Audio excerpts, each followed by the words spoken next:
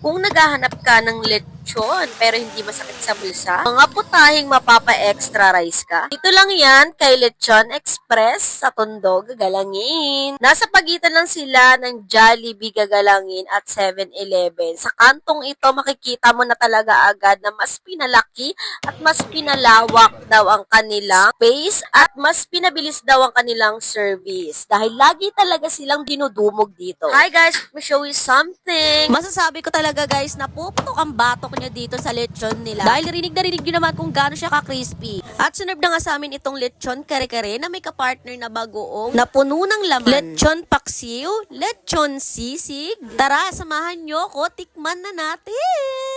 At hindi ko na pinalampas ang pagkakataon guys, tinikman ko na nga talaga itong lechon nila.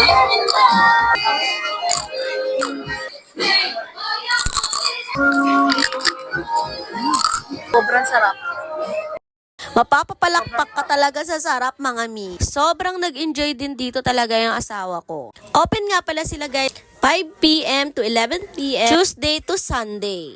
Nagre-range lang ang kanilang prices guys ng 100 to 200 pesos. Grabe, sobrang sulit. Nakakatuwa nga guys dahil may ka-tie up na sila ngayong ice cream. Nasa harap din siya ng Lechon Express.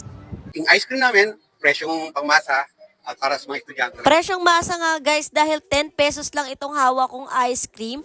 Also available din sa kanila guys yung fruit soda nila. They have 6 flavors fruity soda na merong nata. Pwede rin siya lagyan ng ice cream. O diba, sobrang refreshing.